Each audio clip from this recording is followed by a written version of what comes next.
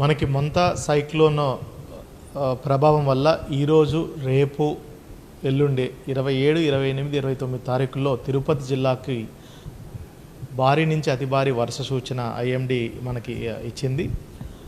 జిల్లా మొత్తాన్ని కూడా ఆరెంజ్ అలర్ట్ మనం ప్రకటించడం జరిగింది. ఈ సైక్లోన్ వల్ల ప్రభావం వల్ల మనకి ఏదైతే కోస్టల్ మండలాలు ఉన్నాయో 5 మండలాల్లో వాటికి ఆనుకున్నటువంటి ఇంకో 6 మండలాలు పూర్తిగా 11 మండలాల్లో ఈరోజు ఒక 6 నుంచి 7 సెంటీమీటర్లు, రేపు 8 నుంచి 9 సెంటీమీటర్లు వర్షపాతం నమోదయ్యే అవకాశం ఉంది. రేపు సాయంత్రం ఈ సైక్లోన్ కాకినాడ దగ్గర తీరం దాటే అవకాశం ఉంది. తీరం దాటేటప్పుడు సుమారుగా మన జిల్లాలో 60 నుంచి 70 కిలోమీటర్ల వేగంతో కూడా గాలులు వీచే అవకాశం ఉంది. ఈ ఈదురు గాలులకి వృక్షాలు నేలమట్టం అవటం, కరెంటు తీగలు, కరెంటు స్తంభాలు కూడా నేలమట్టం అయ్యే అవకాశం ఉంది. హోర్డింగ్లు కూడా నేలమట్టం అయ్యే అవకాశం ఉంది. ఇవన్నీ ఎక్కడెక్కడ మనకి ఈ ఎఫెక్ట్ అయ్యే ప్రాంతాలన్నింటినీ కూడా ముందుగానే జిల్లా యంత్రాంగం అంతా కూడా మ్యాప్ చేసుకోగలిగింది.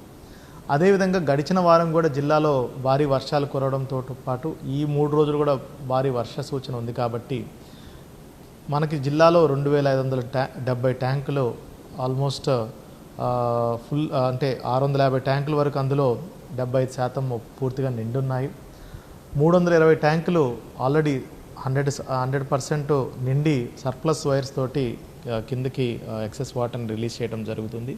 అదేవిధంగా కూడా స్వర్ణముఖిలో ఇప్పటి వరకు ఎటువంటి ఇబ్బందికర పరిస్థితులు లేనప్పటికీ రానున్న 2-3 రోజులు వర్షపాతం బట్టి స్వర్ణముఖిలో కూడా ఫ్లోస్ పెరిగే అవకాశం ఉంది.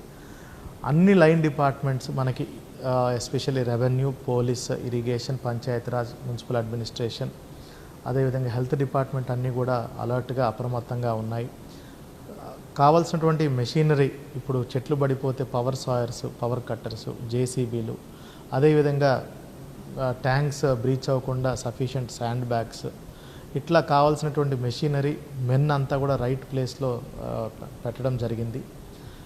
అన్ని లో లయింగ్ ఏరియాస్ని కూడా ముందుగా మనకున్నటువంటి హిస్టారికల్ డేటా ప్రకారం ముందుగానే మ్యాప్ చేసుకొని ఎక్కడైతే అవి లో లయింగ్ ఏరియాస్ ఇనండేట్ అయ్యే పరిస్థితి ఉందో వాటన్నిటిని కూడా ముందుగానే గుర్తించాం. కాబట్టి ఒక లెవెల్ దాటిన తర్వాత వాళ్ళందరినీ కూడా పునరావాస కేంద్రాలకి షిఫ్ట్ చేసి పునరావాస కేంద్రాల్లో అన్ని ఏర్పాట్లు కూడా వాళ్ళ కోసం చేయడం జరిగింది.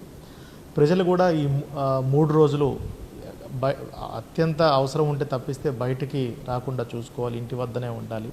అది కూడా డైలాబిరేటెడ్ బిల్డింగ్స్ కానీ పాడుబడ్డ బిల్డింగ్లో ఏదన్నా ఉన్నా కూడా వాళ్ళు కూడా పునరావాస కేంద్రాలకు షిఫ్ట్ అవ్వాలి.